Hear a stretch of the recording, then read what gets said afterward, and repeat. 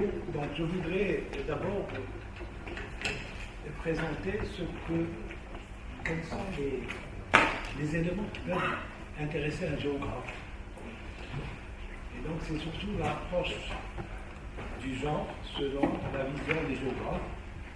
C'est vrai que les géographes se sont intéressés de manière très tardive à la question du genre. Ce sont essentiellement les sociologues et les psychologues qui ont pu travailler là-dessus, même pas les économistes, je ne me trompe pas, même pas les économistes, c'est par la suite. Tu seras peut-être l'un des pionniers dans cette affaire de traiter un peu à travers l'emploi féminin de saisir la question du genre. Comment ça se fait qu'il est trop grand le corps? Parce qu'il ne voit pas les...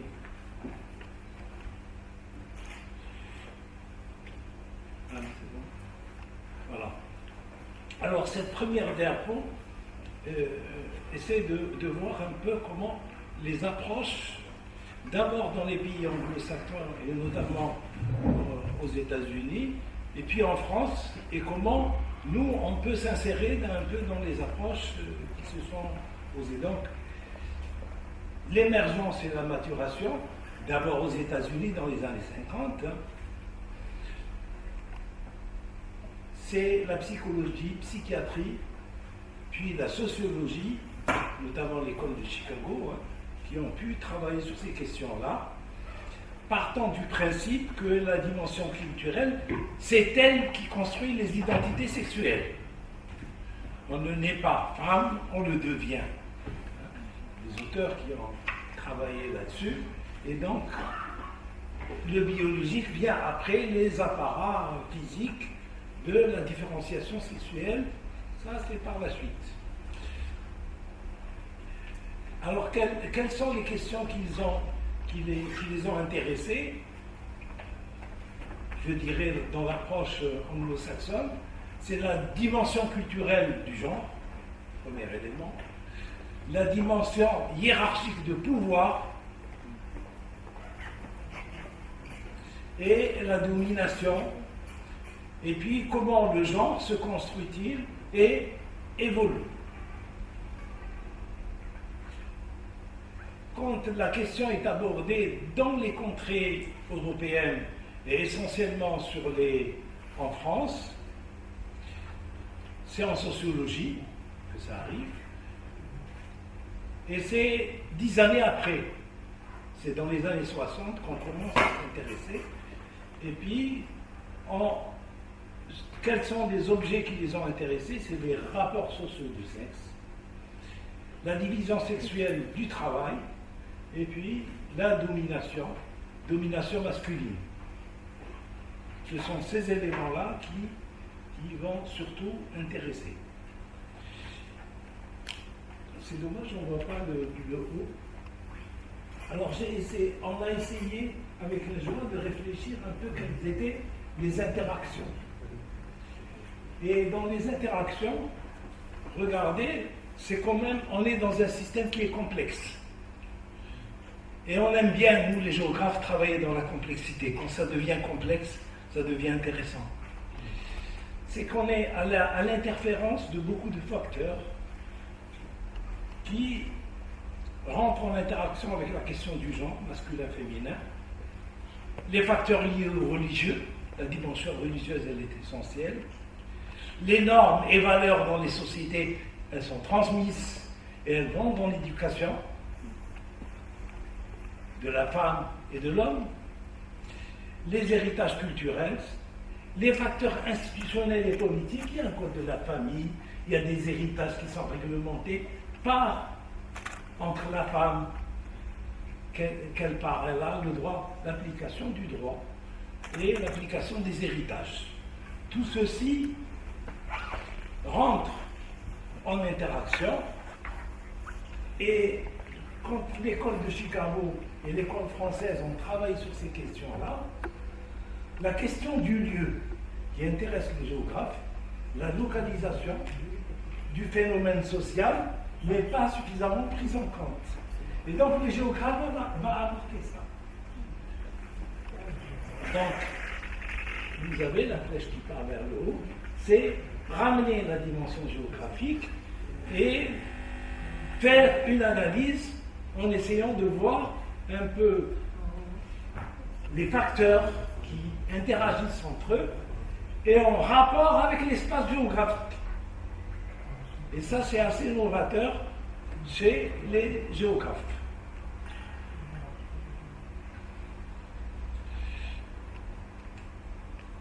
De notre point de vue, la question du genre est un concept pour lequel on devrait être très sensible. Donc on ne peut pas rester insensible à ce facteur qui est important. Pourquoi? Parce que déjà il a un succès médiatique. Vous voyez les événements récents sur la femme, les féminicides et tout. Il y a on saisit au niveau médiatique de la question du genre. Ça touche les sexualités, l'éducation, le travail. On a reproché que à compétence égale, au niveau des responsabilités, on les donne beaucoup plus aux hommes qu'aux femmes. Dans les salaires, c'est pas la même chose aussi. Donc, il y a un certain nombre d'inégalités qui existent et sur lesquelles on peut travailler. C'est l'immigration, les mobilités quotidiennes. Là, le facteur géographique est intéressant parce qu'on se déplace, on pratique la ville, on évite un certain nombre de lieux, on est attiré par certains lieux, et il y a ce qu'on a appelé des murs, qui est le concept introduit par Guy Diméo, des murs invisibles, qui sont là et qui font des frontières et qui stoppent. Il n'y a pas de continuité spatiale dans le déplacement quotidien de la femme. Alors, quels sont les objets de recherche que on peut s'inscrire sur un certain nombre ou dans un certain nombre de théories. Par exemple, la théorie de l'américain Rawls sur la justice sociale et à la fois spatiale. Et on peut aussi étudier par le filtre des ségrégations genrées. Il y a des espaces qui sont beaucoup plus fréquentés par les hommes et les femmes n'y vont pas. Vous allez voir, si une femme veut rencontrer une autre personne, quels sont les lieux qu'elle choisit. Parce qu'elle a une pratique. Il y a des lieux vers lesquels, ou des quartiers où elle ne va pas du tout. Donc c'est tout ça qu'il va falloir étudier. Pourquoi? Parce qu'il y a des problèmes de sécurité, il y a des problèmes de manifestation de la violence. Il y a des lieux qui sont plus dangereux que d'autres pour la femme. Et donc, le traitement n'est pas un traitement égalitaire.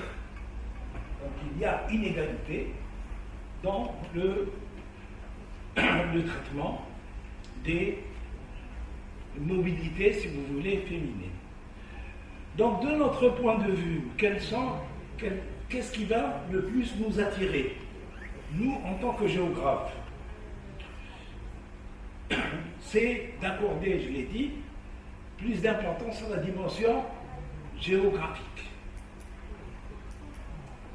À ce niveau-là, vous avez, et ça les historiens aiment bien, les questions de temporalité.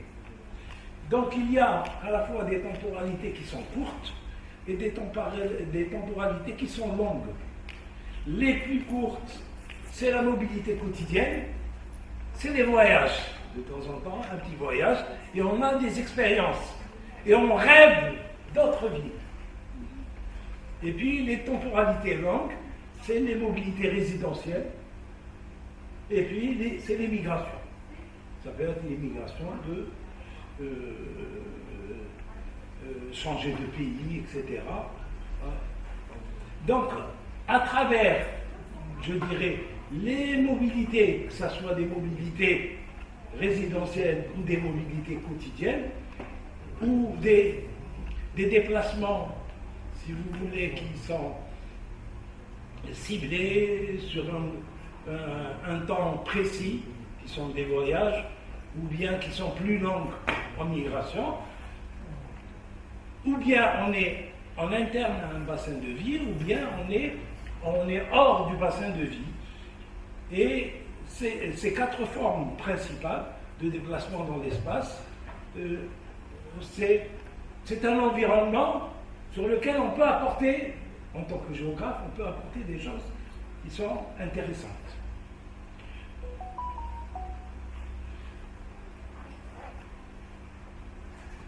Alors, qu'est-ce qu'on s'est dit? On s'est dit, en fin de compte, une femme qui est active, c'est-à-dire qui a entre 15 ans et plus. La femme active. À partir de là.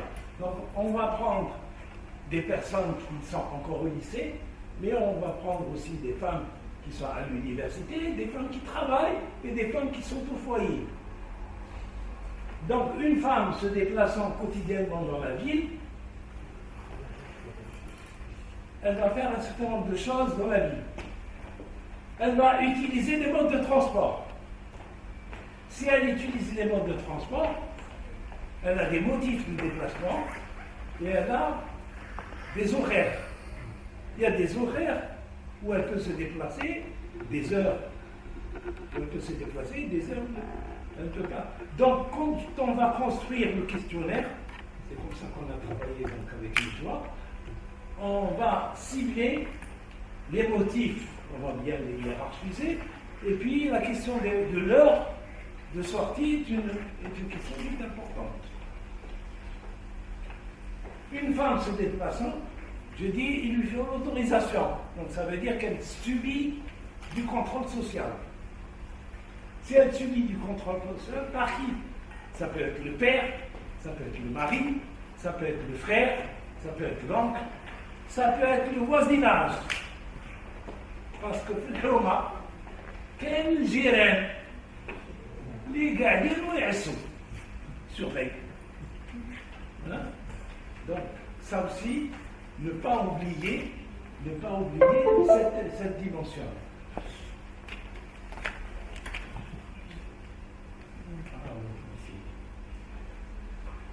Une femme se déplaçant quotidiennement dans la ville, elle est contrariée dans son déplacement. Elle est contrariée par quoi? Par du harcèlement. هي تمشي في الطريق وهما يتبعوا فيها. وحتى يوصلوها للدار. ومنين يبقوا يتبعوا فيها ابري خوها ولا ابوها ولا يقول لها ما تزيديش تخرجي. كتجيب لنا في الصلاعات. هذه هي. Donc, elle est contrariée dans sa mobilité par du harcèlement de rue, à pied. Je me rappelle ma fille, je l'ai raconté à certains, ma fille Farida, qui a grandi en France. Elle est partie à l'âge de 8 ans, et donc elle circulait à Oran ici. Et donc quand elle circulait, elle s'était abordée par les jeunes, ici. Et ils lui ont donc essayé de la draguer, mais ils ont dit des choses, ils lui disent, elle n'a pas tenu compte, elle a continué à marcher. Mais ma fille, elle a des bouclettes, elle est très frisée. Et il est parti la suivre, il lui a dit Koucharouda ou Ajmarak. C'est-à-dire, tu as les bouclettes et tu te prends pour quelqu'un de bien. Et donc elle est venue, elle s'est plainte, elle dit, j'ai dit non, on ne tient pas compte. Tu sais, tous les jeunes ne sont pas comme ça, tu es tombé sur un con, c'est tout. Et donc, la question du harcèlement, elle existe. Et puis, en plus, il y a le harcèlement en voiture.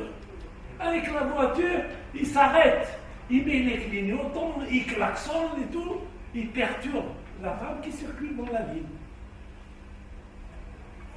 Alors, chose plus grave, c'est qu'elle est exposée aussi à de la violence. Il n'y a pas que l'agression verbale, il y a de l'agression physique. Et puis il y a les vols, l'arracher, la sac. dire à la paix, ma femme, elle a encaissé, enseignante à l'université, à la poste. Ils l'ont suivi. Et quand elle est rentrée dans la rue de la Bastille, ils lui ont pris le sac, ils lui ont pris toute la paye du mois. Et la rue de la Bastille, elle est fréquentée. Mais personne n'a intervenu. Et ils lui ont rejeté le sac sans l'argent, avec ses papiers. Heureusement qu'elle a récupéré ses papiers. Mais, donc, à partir de là, on voit qu'il y a des violences qui perturbent, que la mobilité de la femme dans la ville, elle n'est pas sereine. Elle ne se fait pas. Et puis, elle touche qui? J'ai parlé de ma femme. J'ai parlé de ma fille. Donc, ça nous touche. Tous les hommes ont des sœurs, des épouses, des mères qui pratiquent la vie. Donc, on a intérêt à les protéger contre les violences physiques et verbales. Autre chose, et mais il y a des choses à faire à la maison, qu'elles reviennent.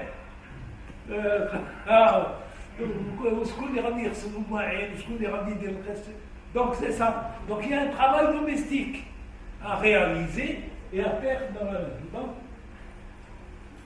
si on regarde les éléments qu'on a pu mettre en place avec les joies sur les différents thèmes, ça a construit le questionnaire. Et c'est comme ça qu'on a bâti le questionnaire sur lequel on a pu faire une enquête de 500 femmes qui ont été encaissées en renseignant un petit peu les thèmes qui sont là.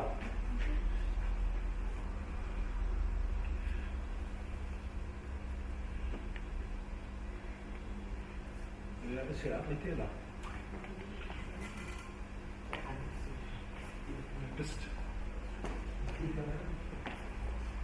Il réagit plus.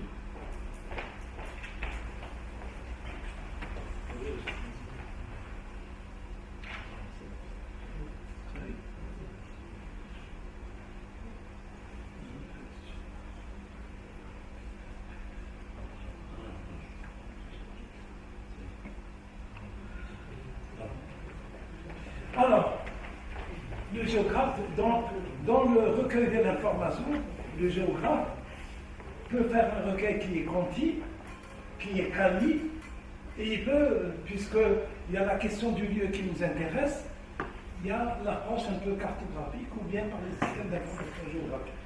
C'est ça l'approche d'un géographe. Dans le quanti, on a fait un échantillonnage par quota, en se basant en prenant des variables de contrôle qui sont l'âge, les tranches d'âge, la situation matrimoniale. Matrimoniale, c'est célibataire, marié, divorcé.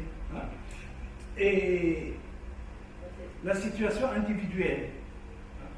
Matrimoniale et individuelle, c'est-à-dire si elle travaille, si elle est au foyer, hein, quelle est sa condition. À partir de là, donc, on a pu récolter des informations. On a pu récolter des informations qui ont été traitées. Bien sûr, il y a un travail statistique que tout le monde peut faire, une analyse univariée, mais du bivarié, on peut faire juste deux, hein, pour voir les liens qu'il peut y avoir entre deux variables qu'on croise. Et on peut faire du multivarié pour faire des analyses factorielles et tout. Dans le qualitatif, c'est les entretiens. C'est la richesse de l'entretien. Parce que là, on prend du recul, on ne pose pas la question, on pose une question globale, et puis on le laisse parler. On intervient très peu. On peut corriger, etc. Mais ça donne de la matière qui est intéressante. C'est un discours. Donc, c'est une déconstruction d'un discours. Que l'on peut. C'est des récits. C'est une journée dans la ville, comment ça se passe. Une journée de semaine, un week-end. Donc ça va enrichir. Et puis la carte, bien sûr, c'est de regarder les analyses que l'on fait leur donner une localisation géographique et essayer d'en faire des cartes. C'est ce qu'on a essayé de faire. Et donc on a produit des cartes en faisant une étude sur le genre, chose qui ne se fait que très rarement, on ne le voit pas. Même dans les analyses des Bordelais, qui sont des géographes, ils ne font pas beaucoup de cartographie. Ou bien ils font de la cartographie sensible qui est différente. Tandis que nous, on fait de la carto. Et donc les SIG, essentiellement on a utilisé QGIS, nos amis travaillent sur ces questions-là, les SIG, connaissent bien, qui est un logiciel qui est libre. Et on peut faire des traitements et des analyses là-dessus. Alors, la complicité, c'est bien parce que, regardez, si on met la géographie au centre, on aime bien être au centre, sur ces questions-là, c'est qu'on est obligé de faire appel aux autres disciplines. Parce que sinon, on ne comprend rien à la question du genre. Il y a la sociologie, elle a une place importante, mais aussi il y a la psychologie, mais l'histoire, ce qui est la dimension et les changements dans le temps des phénomènes et des pratiques et des évolutions de la vie et des évolutions des mentalités, l'histoire a un rôle très important. C'est pas Chantal qui va me dire le contraire. Statistique et informatique là-dessus. Donc, cette réflexion qu'on a essayé de mener, on a essayé de vendre une thèse là-dessus, avec une doctorante dynamique qui travaille ça. Une thèse de doctorat en co-tutelle internationale, et puis un programme de recherche en cadre de Tassili. C'est pour ça qu'on a travaillé un petit peu, ça justifie un petit peu la thématique qu'on a choisie. De telle manière à rentabiliser l'effort que l'on fait en travaillant sur ces questions-là dans des liens bilatéraux avec des équipes de part et d'autre de la Méditerranée. Voilà, je vais m'arrêter là-dessus. Comme ça, ce ne sera pas très lourd pour vous. Et donc, on va enrichir un petit peu dans les débats. Il y aura 2 personnes qui peuvent intervenir. Donc, le joie peut intervenir si vous avez des questions. Et moi-même aussi, je peux intervenir. Voilà. On est terminé, madame. Merci. Bonjour à toutes, bonjour à tous. Donc, avant de commencer, je souhaite apporter une toute petite précision. Cette présentation s'appuie sur un texte rédigé presque entièrement par Amina Petra. Je lui adresse au passage mes remerciements et je la félicite pour la qualité de travail réalisé. N'étant pas forcément spécialiste des questions liées à la problématique du genre, je devais m'associer avec un chercheur qui soit plus ou moins à l'aise avec la question. Voilà, la division de tâches est très simple. Moi, la partie théâtre, même si je suis pas très dans le jeu d'acteur, et Dr Petra, la rédaction du script. Pour introduire notre propos, nous allons traiter du rapport de la femme à l'espace en disant qu'il y a eu une transformation réelle quant à la réflexion sur le sujet. C'est du moins ce qui ressort à travers l'exploration des écrits traitant de la réalité algérienne de manière générale et de la réalité oranaise plus particulièrement. Il y a eu, disons, depuis les premiers écrits et études à caractère sociologique et anthropologique, l'explication d'une division symbolique de l'espace par l'hypothèse de la domination masculine.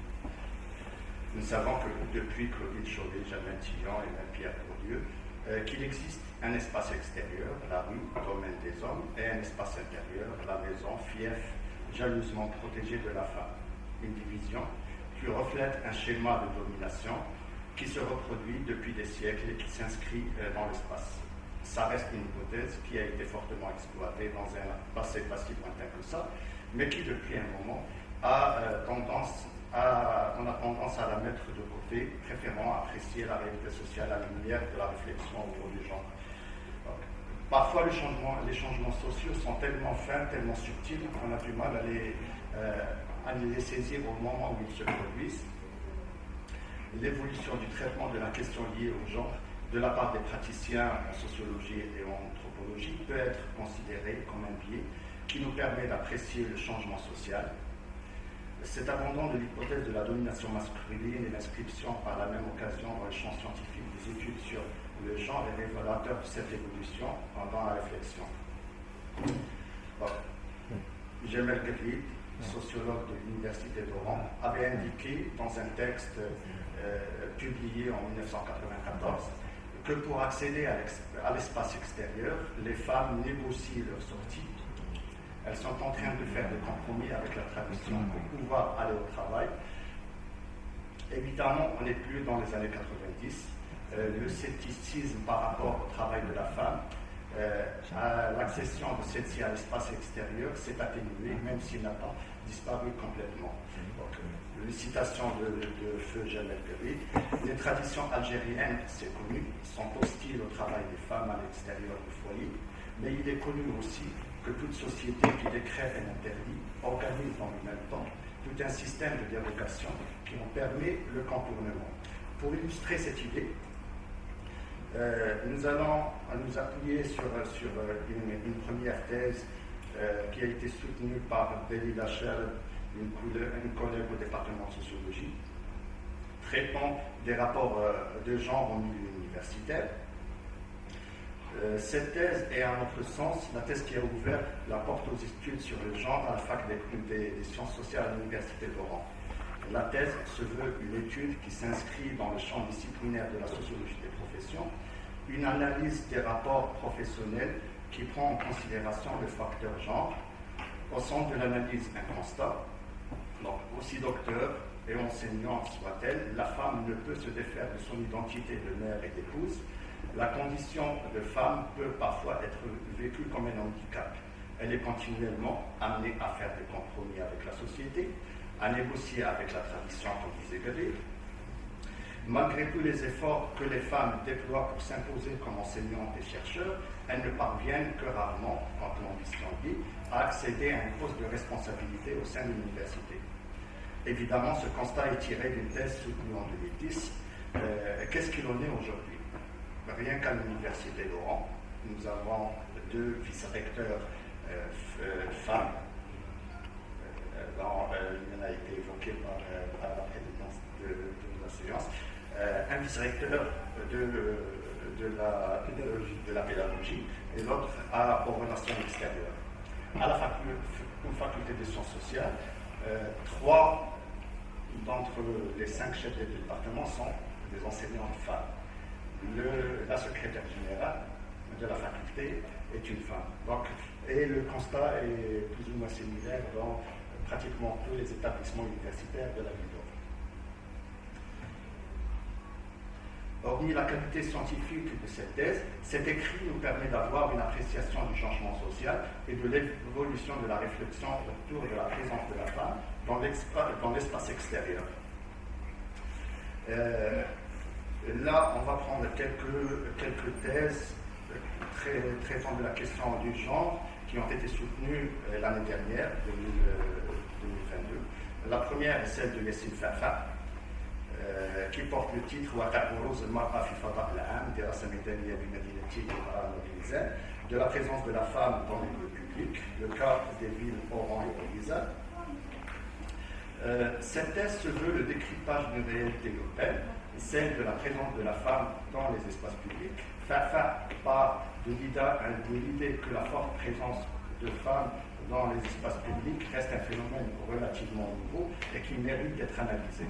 Là, le changement du point de vue est perceptible. On est passé de la femme qui négocie sa sortie pour aller au travail, à l'université, traiter des stratégies d'accession à l'espace public, à essayer d'analyser et de comprendre comment les femmes occupent et évoluent dans un espace qui traditionnellement était réservé aux hommes. La deuxième thèse est celle de Amina Betra.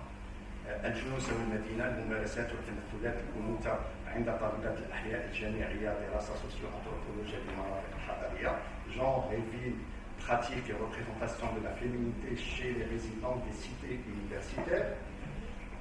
La thèse de Betzra s'appuie sur un travail de terrain qui a eu lieu dans une somme de cités universitaires pour les filles. Betzra a abordé les cités universitaires comme des lieux de socialisation, des lieux où on fait l'apprentissage de la vie, la découverte de la lumière urbaine, cette pellicule protectrice, comme disait Colette Pétonnet, mais aussi les lieux de la prise de conscience de la féminité. Résider dans une cité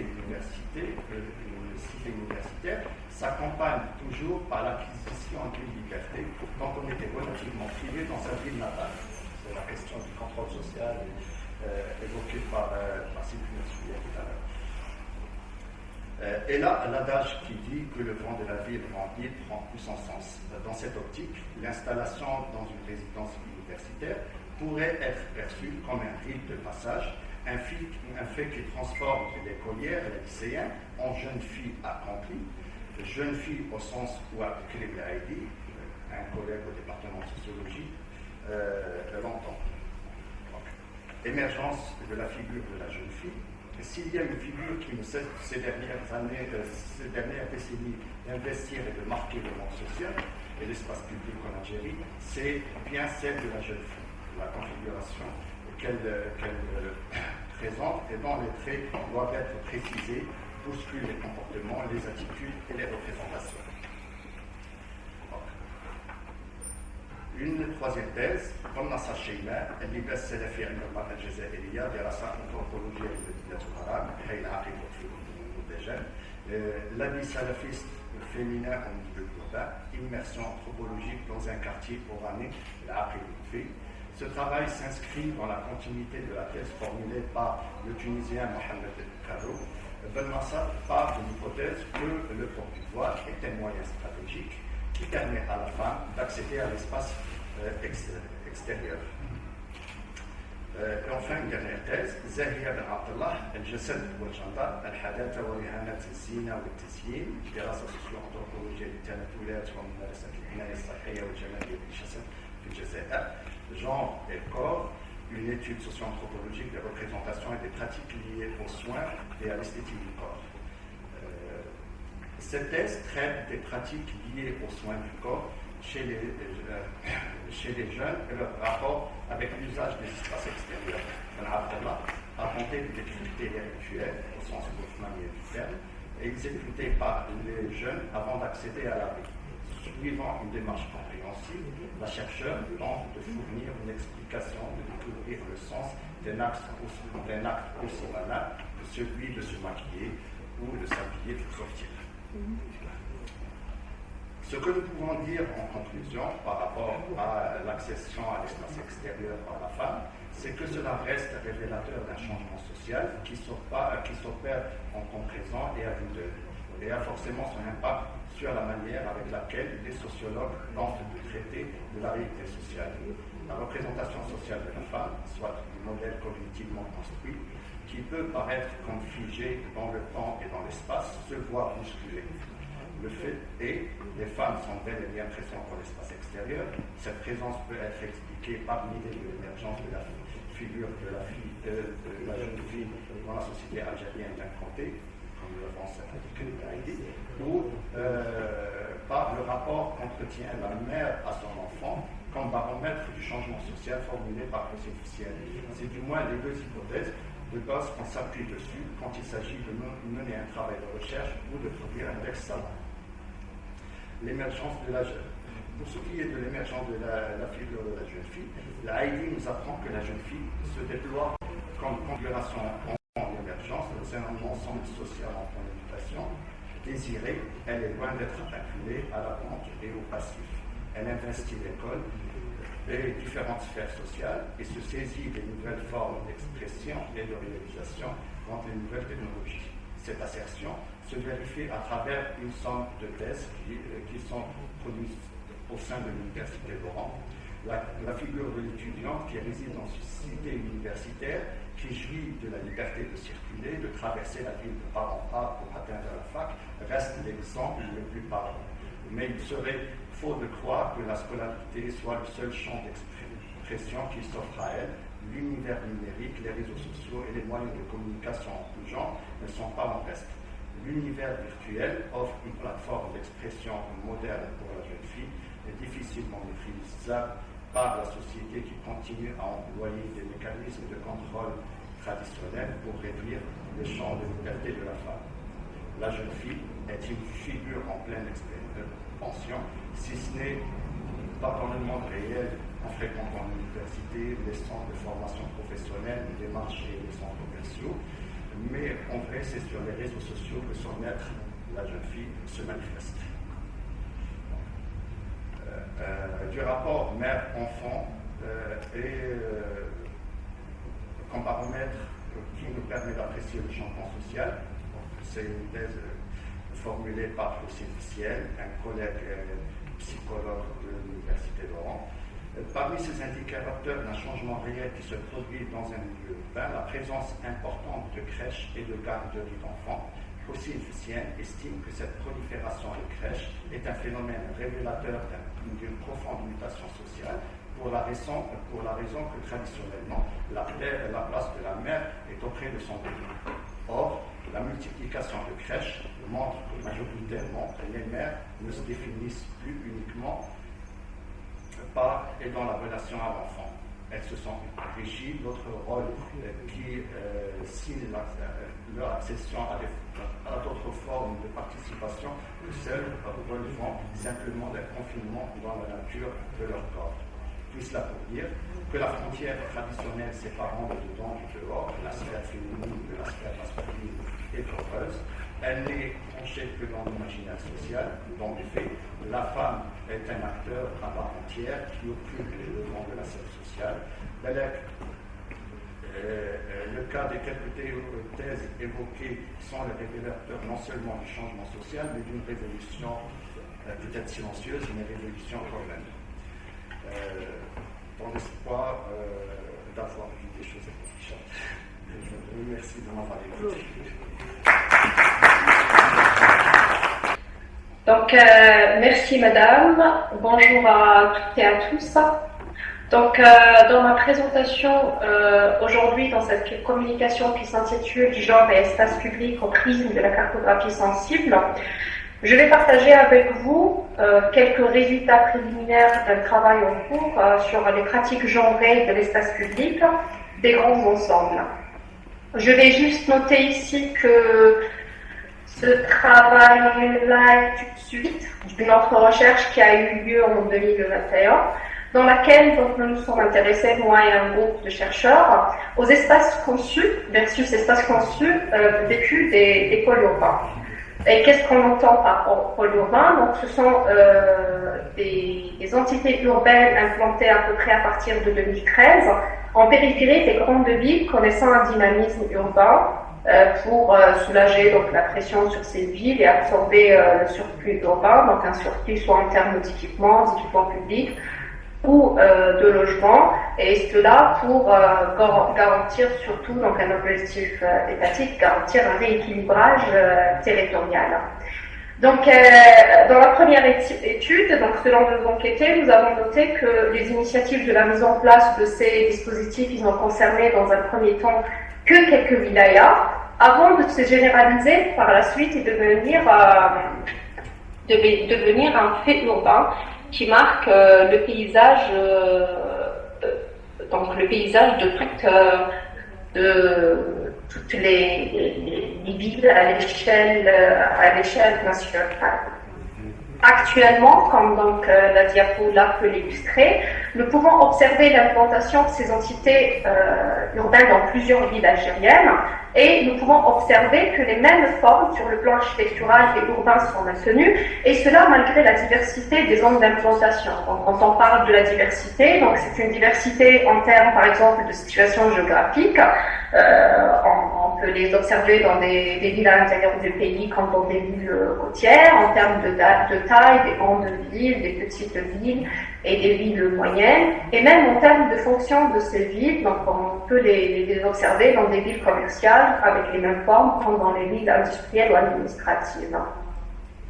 Donc, je parlais de la forme architecturale urbaine. Donc, ces entités-là, ils prennent la forme de cités prédominées par un habitat collectif sous forme de blocs et de tours construits avec des formes géométriques simples, des façades donc composées avec des modules répétitifs, avec quelques dessins géométriques et un simple jeu de peinture. Et sur le plan urbain, donc nous avons pu observer l'émergence des caractéristiques d'urbanisme moderne, donc un zonage, une prédominance de la voiture, un réseau viaire hiérarchisé, une trame urbaine géométrique bien claire qui définit les différents îlots. Donc, pour notre démonstration, nous avons, par l'intermédiaire d'une recherche empirique, étudié un des 6 pôles urbains implantés dans la wilaya de Sétif. Donc, les 6 pôles sont bien présentés dans ce tableau. Et nous nous sommes intéressés au pôle implanté dans la commune chef-lieu de la commune de Sétif. C'est le pôle qui s'appelle le pôle de Béroussa. Ce pôle, il est situé dans la périphérie sud-est sur domanial, une superficie de 43 hectares et il est d'une distance de 6 km du centre-ville. Dans notre analyse, donc dans le premier travail, celui de 2021, nous nous sommes penchés sur la mesure des distorsions entre le pôle voulu et le pôle vécu et nous nous sommes intéressés particulièrement aux questions d'usage du pôle. Et par usage, nous entendons ici la façon dont les individus vont structurer et restructurer leur environnement. Et l'accent était mis particulièrement sur ce qu'on a appelé les rapports matériels à l'espace, à savoir donc les usages exclusifs, les usages autonomes et le contrôle de l'espace. Donc je note ici que ces 3 ordres d'usage sont inspirés des travaux de Fabrice Ripoll et Vincent Deschambre sur les questions de l'appropriation spatiale. Je ne vais pas trop m'attarder sur donc, la définition de ces 3 ordres, mais je vais juste m'arrêter sur le troisième. Sur le troisième, celui du contrôle de l'espace, car il constitue le point de départ de la recherche entamée sur les pratiques genrées de l'espace public. Dans cet ordre d'usage, donc, qui se définit comme un pouvoir de domination et de détermination des pratiques spatiales des usagers, donc un pouvoir qui est exercé par une personne, des groupes de personnes ou même des institutions, nous avons noté que l'appropriation de l'espace dans ce pôle, le pôle de Béroussa, elle est soumise à un contrôle spatial. Un contrôle qui se définit par plusieurs pouvoirs de domination et plusieurs forces. Et la plus importante d'entre elles qui a attiré notre attention, c'est celle de la domination masculine. Et cela donc, était constaté à partir d'une approche qualitative. Donc nous avons mobilisé des entretiens semi-directifs et de l'observation et nous avons constaté que la nature de l'aménagement du site et la façon dont cette partie de la ville est pensée et construite par les décideurs a révélé une inégalité entre les hommes et les femmes et un échec vis-à-vis la prise en considération de la dimension genrée. Dans ce pôle, nous avons observé qu'ils sont beaucoup plus favorisés les usages masculins et sont négligés les usages féminins, et que la femme et ses spécificités physiques et psychiques sont également négligées. Et nous avons enregistré également dans cette première étude que le site, tel qu'il se présente actuellement, sur le plan physique, il se présente actuellement, on parle physiquement, n'a fait qu'accentuer la mise à main de la visibilité de la femme dans l'espace public et de sa libre circulation. Donc ce constat qui avait comme base, comme je l'ai dit, l'observation et les entretiens semi-directifs, a donné naissance à un deuxième travail de terrain qui aurait comme objectif principal d'approfondir les recherches sur cette question et de dépasser surtout, donc notre intérêt c'était surtout de dépasser la matérialité des lieux pour toucher leur dimension immatérielle. Et cela a été fait à la base de la mobilisation d'une approche phénoménologique d'analyse urbaine, celle de la cartographie sensible. Et avec la mobilisation de cette approche, nous avons voulu dépasser notre intérêt pour des formes bâties, donc notre intérêt que je l'ai déjà présenté dans la partie introductive. Donc, notre intérêt pour ces formes-là et leur configuration socio-spatiale pour aller aux effets qu'elles peuvent produire. Donc, une petite définition de la carte sensible. Donc, la carte sensible, elle fait déjà l'objet depuis plusieurs années, comme vous le connaissez, d'un grand intérêt dans le champ scientifique, comme en témoignent par exemple les travaux, si on se réfère uniquement aux recherches francophones, les travaux d'Anne Volbeck, d'Élise Olmidou, de Vincent Letègre, de Sarah Pidjan et d'autres. Cette méthode, elle est considérée comme une méthode de production d'un savoir sur les lieux par la médiation des récits de vie, des représentations.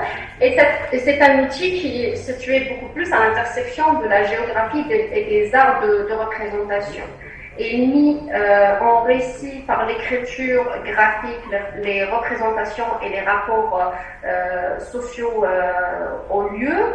Et pour ce faire, donc la teneur normative de l'outil cartographique, qui est la cartographie classique, elle est un petit peu critiquée et mise à l'écart pour laisser place à la libre utilisation des moyens de représentation. Donc là, on peut tolérer le passage de la bidimensionnalité à la tridimensionnalité dans la même carte, les vues en élévation avec des représentations de plan, le dessin imitatif, les logos, etc.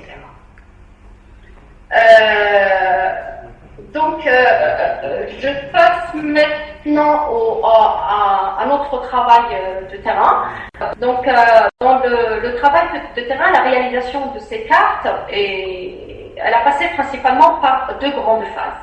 La première phase, qui avait comme objectif principal de créer un cadre d'échange, car nous avons soulevé quand même une crainte exprimée par les femmes. La crainte, c'était beaucoup plus de ne pas pouvoir arriver à produire des cartes. Donc là, il nous a paru vraiment important de créer un cadre d'échange sur l'outil de travail et son explication.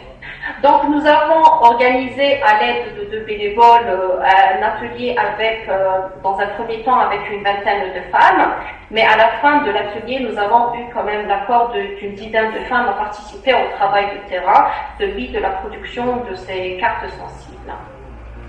Dans ces ateliers, donc nous avons distribué il y avait quatre temps, donc dans la première phase, donc c'était la distribution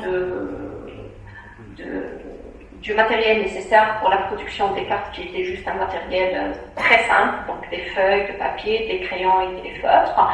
Et concernant les feuilles, bien que le principe de la carte sensible il part d'une feuille blanche, nous avons quand même donné la possibilité à nos enquêtés d'utiliser, si elles le désirent, des fonds de cartes. Donc nous avons mis à leur disposition des plans de la ville et même des plans de la zone d'études, donc celui du pôle de Béroussa, pour qu'elles puissent se situer facilement, parce que nous avons remarqué qu'elles ont du mal à travailler avec les cartes. Nous avons par la suite mis à leur disposition plusieurs exemples de cartes sensibles réalisées dans le monde, et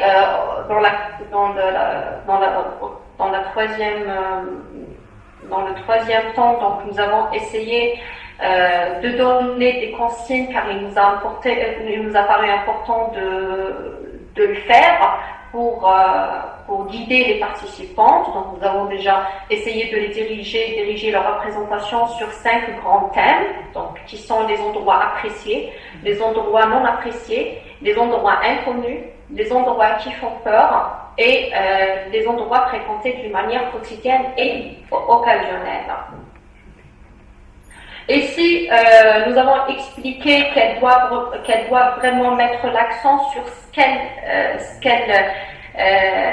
qu'elles vont percevoir par leur sens, donc ce qu'elles ont par exemple envie de voir ou pas, de sentir ou pas, les émotions qu'elles vont ressentir dans les différents lieux, les imaginaires que le lieu peut provoquer. Finalement, donc, nous avons demandé aux participantes de réaliser sur place en binôme, et nous nous avons essayé de les guider. Des cartes sensibles d'une trajectoire très courte qu'elles ont l'habitude de parcourir. Et nous avons opté ensemble sur une trajectoire très connue, un petit morceau d'une rue au centre-ville. Donc là, je présente quelques cartes produites avec les enquêtés. Je passe maintenant au résultat, à la deuxième phase plutôt, avant les résultats. Donc dans la deuxième phase, celle de la réalisation des cartes dehors, donc nous avons fixé des rendez-vous avec chaque participante selon ses disponibilités pour qu'on puisse être avec elle dans la réalisation de la carte. Et cela était en marchant dans le pôle, donc elles vont réaliser dans un premier temps un premier jet avec soit des croquis, prise de notes ou des dessins, des schémas. Donc la première remarque faite ici était le créneau horaire. Donc nous avons remarqué que toutes nos enquêtées ont accordé une très grande importance au choix de l'heure de la balade et de la réalisation de la carte. Donc la dimension temporelle ici a révélé l'existence, ce qu'on a appelé d'une frontière imaginaire dans la pratique féminine de l'espace public. Et là, on est bien d'accord qu'on n'est pas en train de parler d'une pratique qui est considérée comme habituelle pour une femme dans l'espace public, mais d'une pratique dans laquelle la femme elle va être visible, on peut la remarquer facilement avec ce qu'elle est en train de faire ou avec ce qu'elle porte dans la main. Devant cette situation, donc toutes nos enquêtées, les 10 femmes qui ont accepté de participer de continuer avec nous cette expérience, donc elles ont choisi des rendez-vous dans le début de la matinée ou le début de l'après-midi, donc entre 9h à 10h30 ou 13h à 15h. Et le motif pour elles, c'était elles vont éviter la présence masculine. Donc pendant ces plages horaires, la présence masculine, elle est moins signifiante, ce qui va leur permettre de produire des cartes sans, si je reprends leurs mots, sans contrôle masculin et surtout sans contrôle social. Donc là, c'était la première carte, la première remarque. La deuxième remarque, donc à partir de l'analyse des cartes produites, le premier constat, donc nous avons constaté que déjà les femmes sont peu visibles dans l'espace public. Donc dans toutes les cartes, on remarque qu'elles fréquentent 2 ou 3 endroits dans le pôle urbain. Donc la fréquentation elle est très minime, elles sont peu visibles dans l'espace public et elles le fréquentent pour des raisons bien particulières. Donc soit faire accompagner les enfants dans des activités de care ou faire par exemple des dessins. La deuxième remarque, c'est la présence du signe de danger. Donc ce signe-là, il est très présent dans toutes les cartes. Donc la présence des femmes dans ces grands ensembles est reliée à une dangerosité qui peut être fictive ou réelle. Et excusez-moi. donc voilà quelques cartes. Donc là on peut voir le signe de danger qui peut être relié à une dangerosité effective, une dangerosité réelle, donc les axes routiers, la présence des animaux. Mais nous avons remarqué également que ce sentiment de peur et de danger ne renonce pas pour autant à leur présence dans l'espace public. Donc à partir de l'analyse des cartes, nous avons pu identifier un ensemble de stratégies dessinées par les femmes et des comportements qui sont mis en place pour compenser et réduire le sentiment de peur et de danger qu'elles ressentent dans leur fréquentation de l'espace public. Parmi ces stratégies, donc nous avons des stratégies d'évitement, ne pas sortir par exemple seul, le choix être accompagné, le choix horaire, ne pas sortir le soir par exemple, ou sortir pendant le temps de travail des hommes. Donc la présence des hommes conditionne un petit peu leur pratique de l'espace public. Elles peuvent également, il y a une femme qui a dessiné une trajectoire et un créneau horaire, donc pour s'échapper au contrôle social et pour ne pas qu'elle soit visible dans l'espace public, surtout par ses voisins. Donc elle a préféré de sortir la nuit accompagnée, donc avec son mari, pour ne pas être vue par un grand nombre de voisins. Il y a également le choix de la trajectoire, donc l'évitement des endroits qui peuvent être d'une occupation masculine, le choix des trajectoires courtes.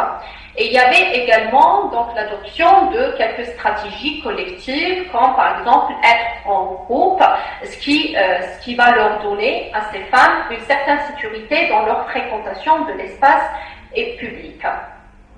Nous avons également remarqué dans ces cartes-là que la dangerosité fictive, donc qui est ressentie au réel, fait que l'espace public du pôle soit perçu comme un espace composé de plusieurs sous-espaces régis par un ensemble de frontières qui sont soit des frontières physiques ou des frontières imaginaires.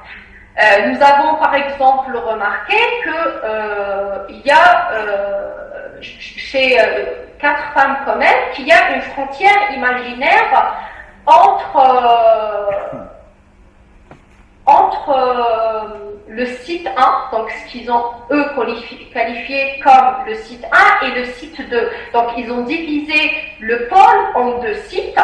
Et pour elle considère que l'autre site est considéré comme, pour quelques-unes, comme une entité à part entière qui ne fait pas partie du périmètre de leur quartier.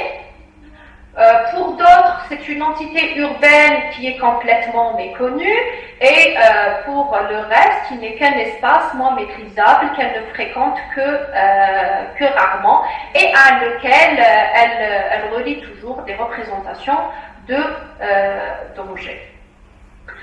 Donc, l'analyse de ces cartes et des constats enregistrés, ces constats que je l'ai dit au début, que sont que des constats, donc une étude des résultats préliminaires, nous ont ouvert le champ vers plusieurs interrogations. La première, c'est est-ce qu'on n'est pas en mesure en Algérie de penser, de concevoir un espace public accueillant aux femmes et à leurs spécificités, surtout que le sujet est déjà, comme on le sait, d'actualité depuis maintenant un petit moment dans le monde universitaire, et que la question elle est déjà prise en considération dans plusieurs villes du monde. Je cite par exemple Paris, Lyon, Vienne, Madrid, surtout avec les éditions, donc l'édition des guides d'aménagement genrés destinés aux aménageurs.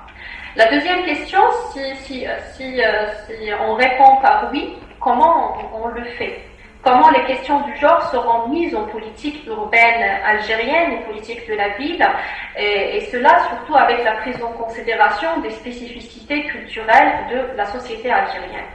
Et ma dernière question, c'est quels sont les acteurs qui peuvent participer à sa promotion et quels moyens seront utilisés.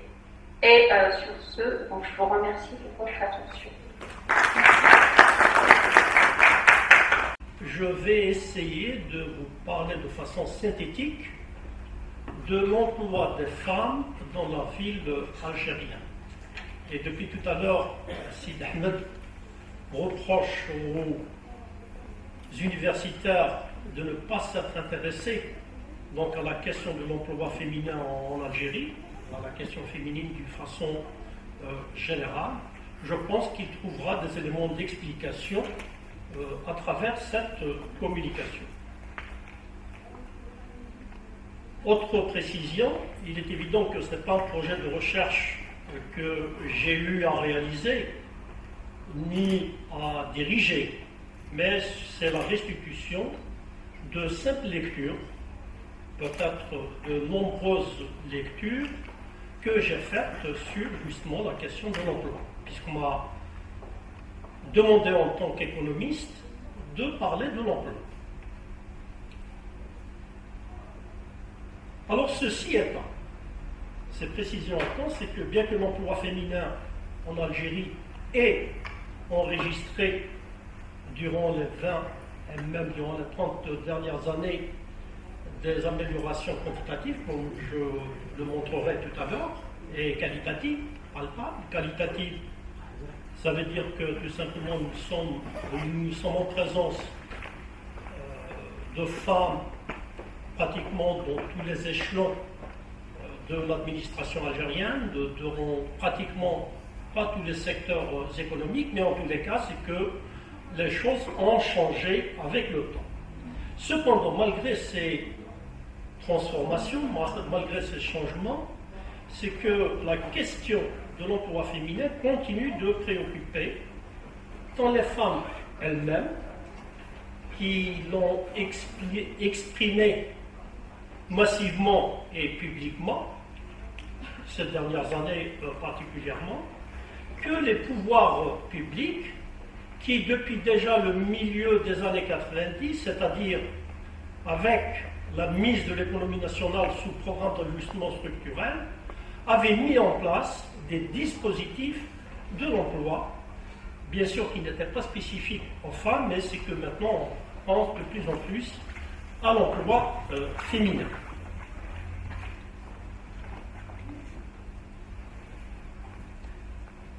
Donc l'objet de cette communication est de présenter, sur la base de lecture, donc d'une bibliographie qui est disponible, quelques caractéristiques de l'emploi féminin. Je dis bien que c'est modeste comme exposé, mais aussi les contraintes qui bloquent le développement de cet emploi. Tout d'abord, alors pour ce qui est des caractéristiques, tout d'abord c'est que en Algérie, la femme participe faiblement à l'activité économique. L'effectif des femmes occupant un emploi rémunéré, donc un emploi qui est enregistré, comptabilisé, est de 2 millions d'employés environ, lorsque celui des hommes dépasse le cap des 10 millions. Alors ça peut paraître très important, 2 millions de femmes, mais c'est que si on relativise ce chiffre, c'est-à-dire si je fais 2 divisé par 12, c'est en fait moins de 17%, c'est 16,7%. Donc les femmes qui perçoivent un revenu dans la masse salariale, dans le revenu global du pays, ne représentent que 16,7%. Dans l'emploi formel. Dans l'emploi, oui, ça fait. Dans l'emploi total. L'informel, on a touché. On n'est pas de l'emploi informel. Je parle parce que l'emploi informel, cher ami, ce n'est pas. C'est qu'on ne connaît pas. Hein? C'est informel. Alors, il y a donc en moyenne une femme employée pour 5 ans.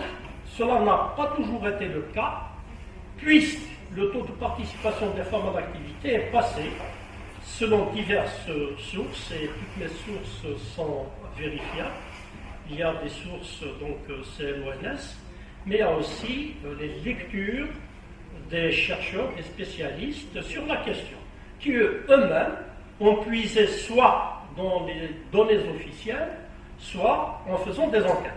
Donc le taux de participation des femmes à l'activité est passé de 5,91 en 1977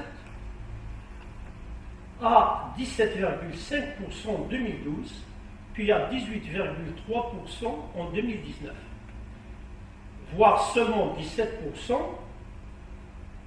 en 2020, selon l'économiste Psaha, que vous connaissez, qui reprend les données du PNUD et qui souligne que la non-participation des femmes à l'activité économique cause un coût élevé à la croissance du revenu par habitant entre 9 et 40% en fonction du pays. Donc vous voyez ce que ça coûte. Il s'agit d'un fardeau pour l'économie. La non-participation, en fait, la non-participation de la femme à l'activité économique est un manque à gagner. Comparativement au taux moyen de participation des femmes à l'activité au niveau mondial, qui est de 50%. Ça, ce sont les données du PIB. L'Algérie ne se distingue pas des pays du Moyen-Orient et de l'Afrique du Nord.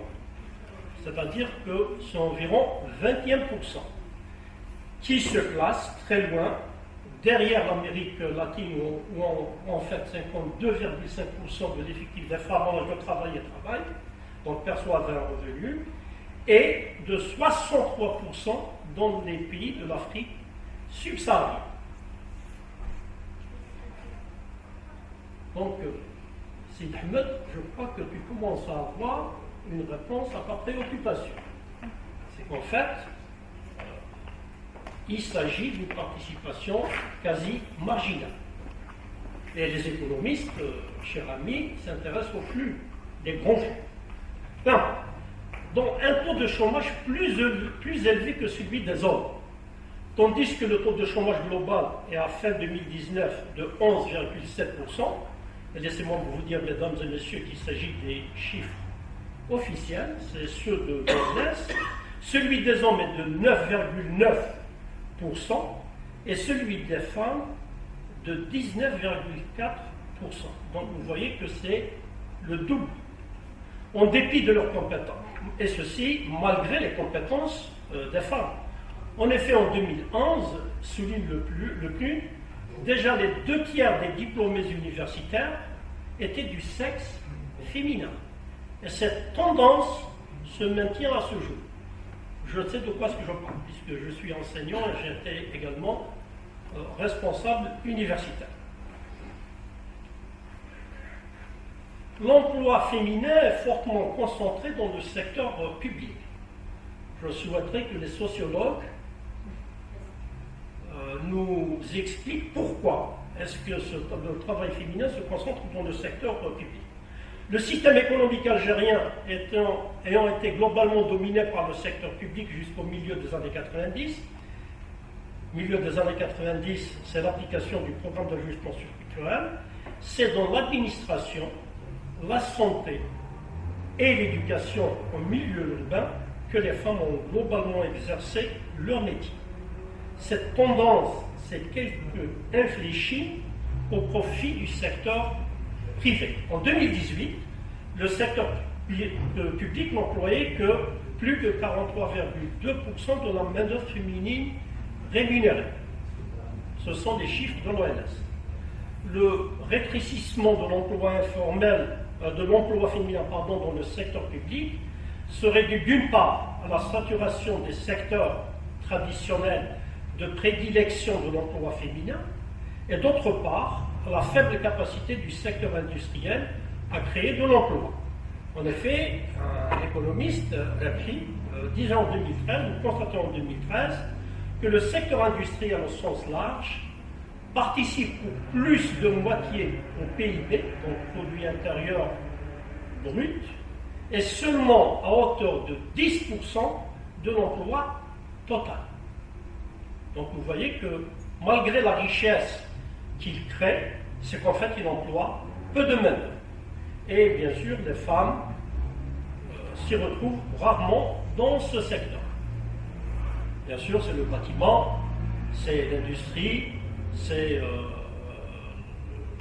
le pétrole, donc c'est tous des métiers qui sont habituellement considérés comme étant des métiers masculins. Dans le secteur privé, la précarité de l'emploi féminin. Dans le secteur privé, le nouveau secteur de prédilection donc, de l'emploi féminin, puisque nous avons vu que les femmes commencent à y être dirigées, peu de femmes parviennent à être autonomes, donc échapper aux pratiques informelles de ce secteur, qui représente, selon différentes sources, 30 à 50% de l'activité du secteur privé. Ça, ce sont des économistes qui l'on estimait donc à ce niveau. Je pense notamment à mon maître, Abdelatif Benachou, qui est le doyen des économistes algériens, mais aussi qui a été ministre de l'économie et des finances, et qui un jour donc avait fait, pendant qu'il était ministre, je ne sais pas si c'était sur un coup de tête ou c'est vraiment étudié, donc il disait que c'est à peu près 50% de l'activité. Et donc les femmes, bien sûr qu'on soit homme ou femme, c'est que le secteur privé se pratiquement de la même façon avec les deux. Mais peut-être un peu plus exagérément avec les femmes, c'est les faibles rémunérations, c'est l'exercice de tâches polyvalentes, c'est que lorsqu'on est secrétaire, on ne s'occupe pas que de son secrétariat. Mais il y a d'autres tâches attenantes qui sont effectuées au lieu d'engager une autre personne. Faible degré de protection sociale et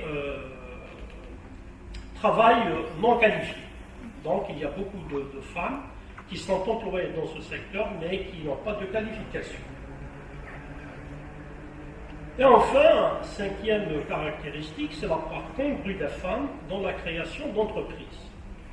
Bien que la part des femmes dans la création d'entreprises soit en augmentation, elle demeure toujours faible, inférieure à 3% en 2000 et à 8% en 2021, selon le CNRC, Centre national du registre du commerce, contre 33% au niveau mondial.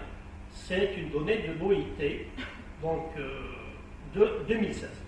Cela semble être dû à la faible générosité des dispositifs publics de soutien à la création de l'emploi féminin. L'ONDI n'a accordé aux femmes que 4% du total des projets qui étaient attribués entre 2005 et 2011. L'ANSEJ, c'est le soutien à l'emploi de jeunes, 4% en 2016, dont la moitié de diplômés universitaires. Je parle bien des femmes. Et enfin, l'ANGEL, c'est 62% du total des bénéficiaires de ce dispositif. Donc là, c'est élevé, c'est pratiquement les 2/3. Généralement, les filles exclues précocement du système éducatif. À cause des horizons qui se bouchent, les femmes percent dans le travail à domicile, puisqu'elles n'ont pas d'activité et qu'elles sont obligées de subvenir aux besoins de leur famille, et elles travaillent donc à domicile. Donc, elles développent des activités à domicile.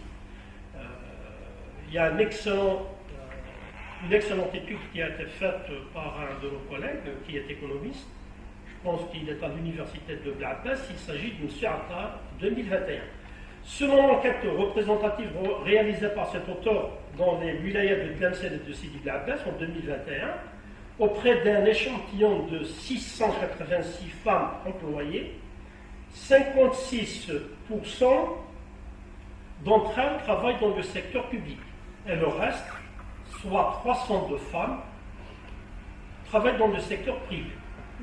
Parmi ces dernières, 119 occupent une activité rémunérée à domicile. Elles représentent donc 39,4%. Donc, tenez-vous bien, 95,8% exercent dans le secteur informel. Pas d'enregistrement, pas de protection sociale. Elles alternent travail domestique et travail à domicile, qui nécessite de longues journées de travail, de longues journées de travail. Mais bien sûr, cela n'est pas la caractéristique seulement des femmes qui ne travaillent pas, c'est que même celles qui travaillent ont des journées de travail trop longuées. Tout à l'heure, je discutais avec l'une de nos collègues responsables à l'université qui me disait, écoute, mais c'est que je me lève avant tout le monde et je dors après tout le monde. Après m'être acquitté de mon travail domestique. Alors, quelles sont les causes explicatives du faible niveau d'emploi des femmes? Je pense avoir identifié 3 séries. Donc, comment les experts expliquent cela. Tout d'abord, c'est que de l'avis des experts juristes, nationaux et étrangers, la législation algérienne favorise parfaitement le travail des femmes et leur participation à la vie économique. C'est un fait indéniable, c'est que c'est vrai. C'est que lorsqu'on va dans la législation, c'est cela, c'est qu'on encourage les femmes à aller travailler. Alors en effet, la réglementation ne discrimine pas la femme, elle a les mêmes droits et devoirs que l'homme, et à qualification égale, elle perçoit le même salaire, du moins dans le secteur public. Puisque dans le secteur privé, nous avons dit que c'est différent. Qu'est-ce qui empêche donc le développement de l'emploi féminin en Algérie? Plusieurs raisons sont recensées. J'ai dit qu'il y a 3 types d'explications. Premièrement, le faible développement des infrastructures techniques et sociales, pour celles qui travaillent, celles qui ont la charge des enfants. Alors, elle souligne et cite le manque de transport, la faiblesse du développement du transport, l'absence ou le manque de garderie pour enfants, l'éloignement du lieu du travail, du lieu d'habitation. Pour celles qui préfèrent un emploi à la création d'entreprise, donc c'est pour celles qui préfèrent un emploi à la création d'entreprise. Pour celles qui sont animées de l'esprit d'entreprise, elles sont confrontées, d'après elles, à la difficulté d'accès au financement bancaire et aux assiettes foncières. C'est difficile donc de pénétrer le marché du foncier en Algérie. L'environnement des affaires algérien, l'environnement algérien est des plus compliqués au monde. Parce que lorsque vous allez créer une entreprise, je ne sais pas combien de temps est-ce que ça prend, et je pense que les femmes sont découragées parce qu'elles sont responsables, du moins moralement, dans un autre lieu. Ça ne leur donne pas le temps et le courage d'aller jusqu'au bout. Et donc ça vous permet de comprendre pourquoi est-ce que peu de femmes ont créé des entreprises. Deuxièmement, deuxième série, c'est le deuxième type d'explication que j'ai trouvé dans les livres, dans les documents, c'est la sévérité des normes sociales et culturelles. Tout à l'heure, Sid Hamd en parlait. Bien que l'Algérienne soit sortie héroïque de la guerre de libération nationale, parce que les femmes aiment à le répéter, en disant qu'elles ont participé à la guerre de libération nationale et qu'elles attendent un traitement équitable. Donc bien qu'elle ait participé de façon héroïque à la guerre de libération nationale, ce qui lui a permis de s'impliquer librement dans la construction de son pays durant la vingtaine d'années suivant l'indépendance, le conservatisme officiellement institué au début des années 80, à travers le code de la famille, beaucoup de femmes le soulignent, et la décennie noire, lui, ont été fatales. Ils ont été fatales aux femmes, c'est qu'elles sont traumatisées avec tous les problèmes qu'il y a eu. Maintenant, elles ont peur. Franchement, c'est que ça les retient quelque part. Désormais, la bonne citoyenne est celle qui adopte dans son comportement quotidien les normes sociales et culturelles anciennes. On en a parlé ici. Absence de mixité, accoutrement parfois, plage horaire à respecter, soumission aux maths, etc. Or, ces contraintes ne vont pas toujours dans le même sens que les exigences des milieux professionnels. Donc, autant, c'est que lorsqu'elle ne parvient pas à satisfaire à tout cela, elle reste chez elle. Il y a enfin des causes spécifiques. Parmi celles-ci, on peut citer la non-correspondance des profils de formation d'une grande partie des diplômés universitaires. Les sciences humaines. Nous avons vu tout à l'heure que les femmes se concentrent essentiellement dans le secteur tertiaire, particulièrement dans l'administration, l'éducation. Or, c'est des secteurs qui sont saturés. Donc, il faut attendre quand même suffisamment de temps pour avoir un emploi. Et bien sûr, donc celles-ci ne peuvent pas être employées par les structures économiques existantes. Le secteur des hydrocarbures est un secteur qui est extraverti, peu créateur d'emplois. Extraverti dans le sens où il produit essentiellement pour l'exportation, donc des hydrocarbures. Secteur du BTP qui est réputé masculin. Donc vous voyez il offre peu d'emplois. Les abandons prématurés des postes de travail par les femmes mariées avec enfants. Les statistiques qui sont citées disent que 30% des femmes aspirent à ne pas travailler et 38% des hommes se disent réfractaires au travail féminin. C'est Anne Collet qui avait fait une étude en 2013 sur le cas de l'Algérie. Et enfin, il y a l'exagération des femmes, notamment en Kabylie. Mais m'a expliqué une collègue juriste, prof, donc en droit, c'est pratiquement la même chose partout. Hein. C'est qu'en fait, ceci prive les femmes d'avoir un capital et d'avoir confiance en elles-mêmes. Voilà, j'ai terminé. Je vous remercie, mesdames et messieurs.